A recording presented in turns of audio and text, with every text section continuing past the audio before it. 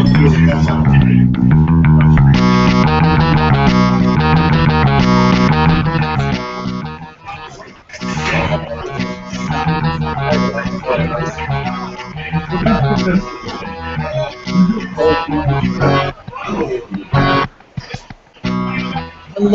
everyone, and welcome to another episode of Non-Pro TV Party, The Strain.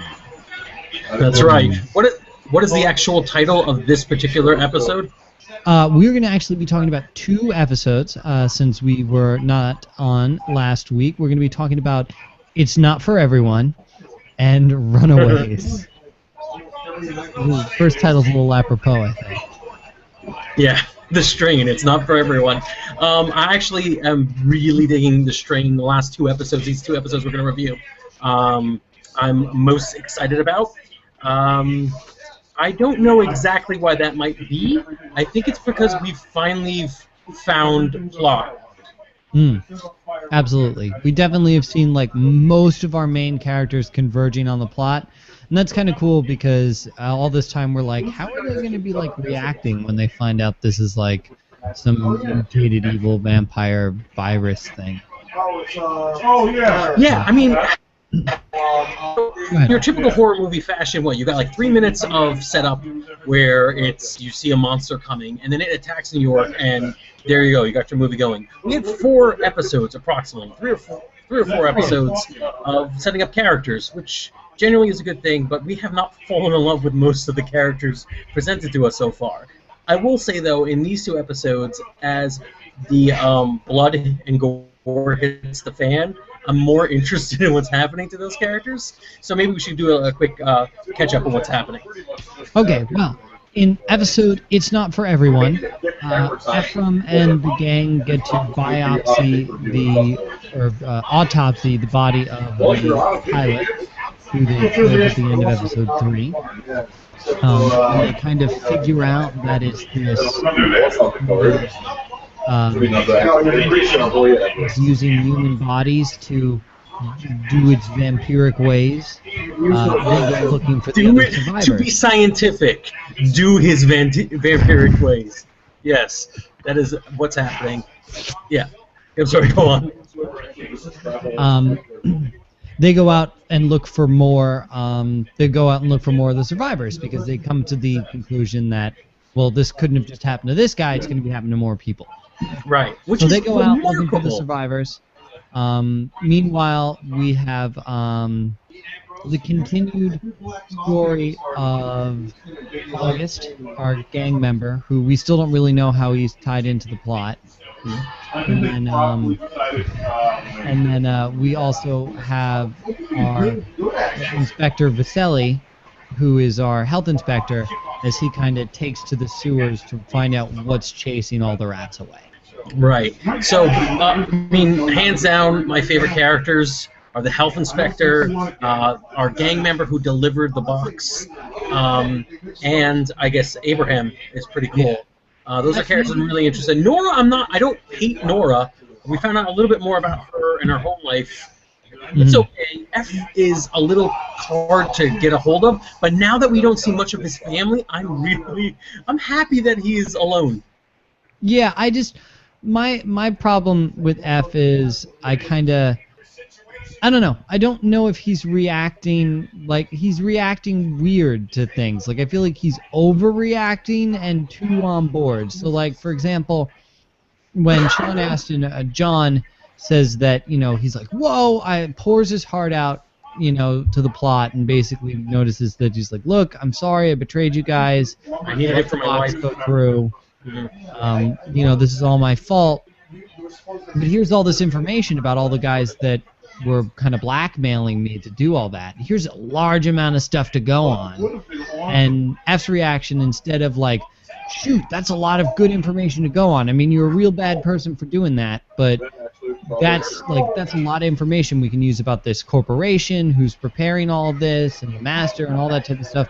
No, his first reaction is to punch him in the face and not follow up on any of that wonderful information that John gave him. Yeah. Well, first of all, in F's defense, I think there's time, but I appreciate your hatred of this character. Not hatred, but yeah, he does seem. It's very hard to tell what a person would do when faced with like a virus that mutates you into a giant monster. Or I guess. Because I don't think we've ever done that before. Like, I would think as scientists at this point, they would be screaming, like, WTF over and over and over again. Just, like, 20 minutes of a montage. In the movies is probably what they'd be saying. Right. I'd be looking for candid camera. I'd be looking for, like, some sort of prop. But I will say that I feel like what we're whining about now is more in keeping with what people whine about when they watch episodic genre TV. You know, they get really impassioned. By the way, I'm in a place where they're watching WWE SummerSlam while I'm doing my vampire review show. I don't have the right to tell them that they are acting inappropriately in case you ever hear any of this. Perfect. But yeah, like, that's what you watch these shows for, to scream, like, don't go in the closet and why is F and S. But, so I'm actually okay with that. The kind of, like, shaking my fist doing now, okay with. Case in point, one of my favorite things in the last 2 episodes was what was going on with the one patient zero, one of the 4 patient zeros, whose wife is very religious. He's a family man. I don't remember the character's name. But he chains himself into his garage because he realizes, you know what? I'm drinking animal blood. First of all, I told someone very close to me that if you ever run into me drinking steak blood or like leering at animals to eat them, if I seem crazy at all, you can call the doctor. You don't have to kill me. You don't have to shoot me. You don't have to allow me to do monstrous things. Just call the doctor. That's fine. Call the doctor first. But that scene, the 2 days, I guess, of that character chaining himself, that's like classic horror movie. It's body horror. He can't believe what's happening to him. He chains himself into the shed, and then his wife basically becomes a horror movie character, and the spoilers abound. Feeds the next door neighbor to her husband for some reason. That is hands down also my favorite part of It's Not For Everyone. It was. I think the best part is when like that, you can hear it in the music when the tension fades out of the scene, and you all of a sudden you know that she's like, you know, I just don't have the heart to teach the dog the lesson myself. And he's like, well, good, I'll do it for you. And then she goes to open the door. I'm like, oh my god, you know, I was so it's a horror movie satisfied. now. It's finally a horror movie. Yeah, and even before that, the fact that the neighbor was willing to teach the dog a lesson. What neighbor do you have like, I'll beat your dog? Right? I will beat your dog for you. Like, where did this guy come from? It's Brooklyn, actually. That house is in Brooklyn. Oh, good. They would not. And did he like take off his belt? Because that was like super. He did. At first, I thought, like, what's he doing? Oh, he's taking off his belt. Yeah, that's all. Because it's the 30s, and I don't know. That's like such a stereotypical evil thing. That's like, I was gonna say that's. I don't want to say what I was gonna say, but yeah, it was ridiculous. And then the fact that she was like, might as well feed him to my monster husband. I guess you gotta feed him to somebody. So I loved it. I was like, all right, bought in. I like this. And it's weird to say that I feel like a jerk to say enough of these character development episodes show us more people feeding their neighbors to their husbands. But yeah, I think it made it feel more ridiculous and fun. It's funny because I like the over the topness of that, but also I really like August's story, which is just like it feels like it has absolutely nothing to do with anything that's going on. Like, he's trying to do right by his mother. He goes back and returns the clock to Abraham. You know, they steal a car and he steals the car. And everything is self-serving, right? Like, he returns the clock mostly because he doesn't want the police to catch. Like, it's a petty theft thing. I don't think it was about honor. I think mostly it was. Totally. Yeah. He's a good thief, and he's good at doing what he does. But his brother, who's a drug addict and bad at it, is going to put his mother in danger. It's totally like self-serving and hypocritical, and it's really interesting, but it has nothing to do with vampires. Yeah, I mean, he was obviously involved in the story in the beginning, and that's kind of cool. I like what I like about these 2 episodes is I'm beginning to feel New York City shut down. Yeah. And it become like, all right, this is where the infection begins. It really is like a slow burn zombie flick, where you slowly see, and we already in the next episode we see, you know, a hospital attacked by these creatures, and that was pretty sudden for me. Yeah, at the end of It's Not for Everyone, we see Vasily go down into the sewers, and he's wondering what's chasing all the rats away, and of course he sees all of these things, and he's just like, whoa, I'm out of here. And then obviously, and at the end of the Runaways, like, we have our first, like, I'm gonna call it like public attack, with Nora? What's her name? Nora? I think it's Nora. The other, Nora Martinez. Yeah. Nora Martinez at the not institution, but home that's helping her mother, and is just attacked by this thing, and I'm going to say that's like our first public attack. Right. Other like civilians, non-player characters, extras are being attacked, in public more or less. Yeah, and I like it. I really like that it's spreading. So other things I liked, particularly from episode 2, I guess I liked and I didn't like. I like Abraham a lot. Obviously, he's one of my favorite characters. He's like very plot focused.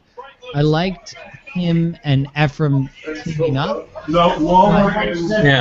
I like that they're teaming up because I feel like that's the way the show is going to go. I don't like Ephraim's rationality as compared to Nora's. Yeah. At the beginning of Runaways, where they're confronted with this choice after Abraham saves them, Nora's like, we're doctors. We don't go around with swords cutting people's heads off and Which is burning why their bodies. This is why I failed out of medical school. Try to save them. And F's like, no way. They killed all the birds in China when they did the bird flu. This is totally the same thing. And I'm like, that's a really large leap you're making. It's a huge leap. Yeah, what bothers me most about what F is doing, and actually in the scenes with the CDC higher-ups, is I'm not convinced, like, the man is being used as a character here, and I'm like, I don't know if the man, like, the videotape of, like, if you had videotape of one of your doctors beheading a man in a shed, even if it was like, that guy have a really long tongue, let's investigate this. I'm not sure, but yeah, it is a little uncomfortable. The characters I ship more than any, which is not an appropriate use of this term, is Abraham and I forgot Kevin Durant's character, the health inspector. I think they are meant to be. Abraham. Well, I like Abraham, and it's very good foreshadowing. Actually, 2 really interesting points of foreshadowing I noticed in the episode. One is Abraham's speech about, I'll go out and I'll find more people. And I'll make my small army. And now I see where some of those characters like August and Vasily might come in. Right. Then there was another interesting piece I don't know if you caught up on in Runaways. In the background, the noise of a radio or of a television is talking about not looking directly into the sun on an eclipse. Yeah.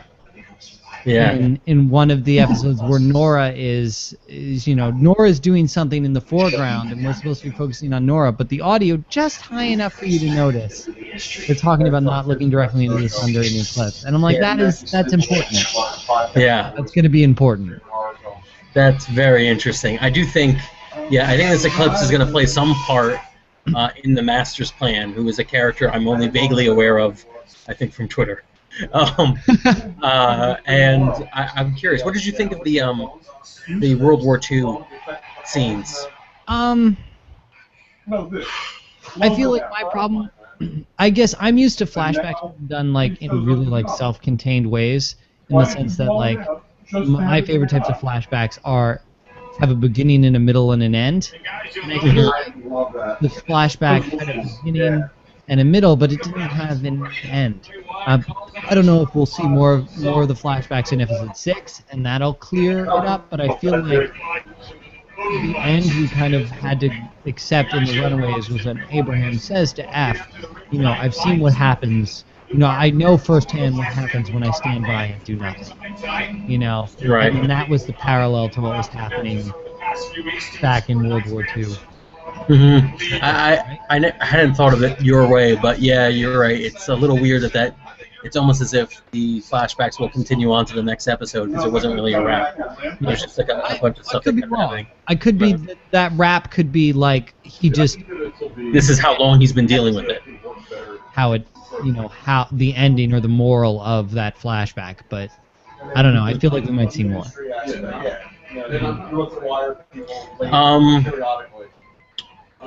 All right, so we are 5 episodes, I think, in. Yeah, 5 episodes, and there are 13 total. Do we know how well it's doing in the ratings? It's a summer show, so. Yeah, I mean, we can look at how well it's doing in the you know, it's hard. FX. There's a lot of things when you're talking about a show on cable like FX. They have a full season early, so they're not worried about. We don't have to worry about getting pulled or anything like that. Right. So it'll play out to the end of 13 episodes, and then possibly get 2 more seasons. This Guillermo del Toro's books are a trilogy. So it's 3 books in the Strain trilogy that assumably are going to play out over 3 or 5 seasons. It premiered with about 3 million viewers, right, with Night Zero, and is right now at 2 million, which is good for FX. Yeah, it's not much of a drop down. I mean, no.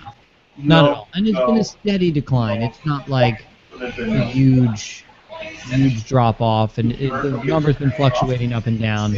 So like 1 week it was 227, the next week it was like 230. I'd be curious to tie those in with the promos because I feel like. So what I'm going to ask you right now is what you think the show needs to keep going strong or to go get stronger. I have my answer. So while you think about yours, I think it needs like spectacle. I think we need some relatable spectacle. I think we need to see. I'm not saying literally this, but we need to see Rick Grimes on a horse walking out of Atlanta. Maybe not that big, but like a bunch of Strain vampires in the streets of New York City. It's I'm sorry, it's so horrible. I started choking on it. No, and it's something that's relatable, so that people can identify, like the Empire State Building, something like that, a landmark. People are like, oh crap! Not only is this, genre horror stuff, but it's in a place I can relate to. It's a highway or a building I know. I think if people see that, it'll bring them in, and they'll be interested in what's happening to the story. Maybe I'm not so. I watch a lot of stuff that takes place in places that don't exist. You know, so it doesn't bother me so much whether it's in New York or whether it's in XYZ. In fact, I think that might even be like one of the things I think the show that's confusing about the show is it's jumping around from Brooklyn to the Bronx to New York to to blah blah blah blah blah blah blah blah, and there's a lot of places and things to keep track of. I wanted to embrace more of that horror spectacle in the sense that we both loved about it's not for everyone. The wife feeding the neighbor to the that's what I want. As much as I like the stuff with August and all that type of stuff. I honestly, when I watch that, the reason I like it is because I kind of feel like I'm watching a different show. So I wanted to embrace, its horror roots, kind of like how when I watch an episode of Supernatural, particularly the first 5 seasons, how I feel like I'm watching horror, as compared to, we're kind of bouncing back and forth between watching something that is, like high concept television and then like high concept horror. Yeah, I agree with that. But the reason, what I'm aiming for is getting like the masses in, and I feel like the masses need to see a trailer where it's like that is a lot of corpses walking around, and that's the Empire State Building or something like that. I don't know. Maybe I think less of the masses. I don't. But I do. I think it's important to not just aim at the genre enthusiasts. I think it's what Walking Dead did well, and I think what a lot of shows do well when they're mainstream successful is that they hit the mainstream. I think it just might be a little too late for that marketing campaign. I think it's what I think. Maybe. Maybe not. Vampires hanging out in Empire State Building. I'm just saying, hanging upside down and stuff. There's something I want. I like all these like kind of like zombie evil vampires are nice and neat and all. I want to know more about like these smart vampires. That's true. You know, like I want to see a smart vampire be made. Yeah. Because I guess when I think of vampires, I think of kind of you know. The finger-tempting evil guys. Little finger twirling, evil plans. That's a different kind of vampire. Thumb wrestling. You know, wrestling. All right, I agree. No, I don't. But still, yeah, I think the last two episodes are really exciting. And what's the name of this episode coming up premiere tonight?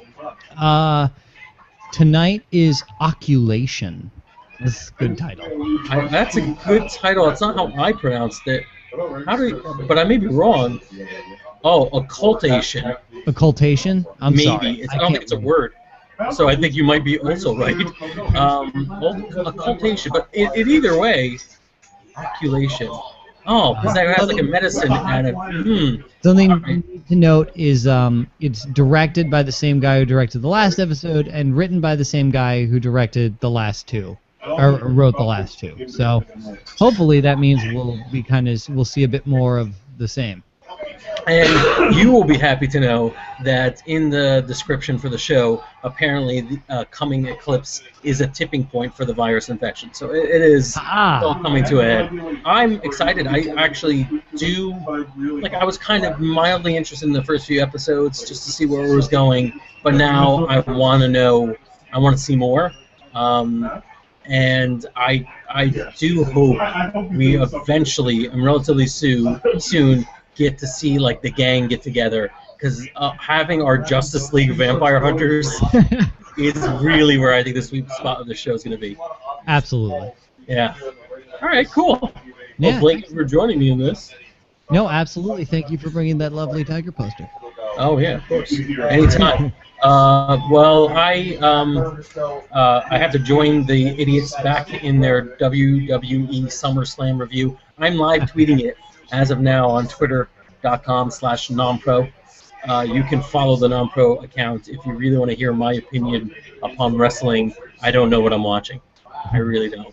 But it's funny. Remember, everyone, to check out the Strain tonight, and we'll be back next week at 9 o'clock to talk about occultation.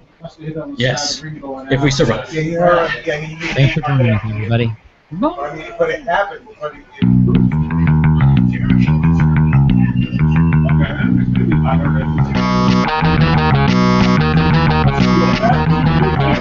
Bye.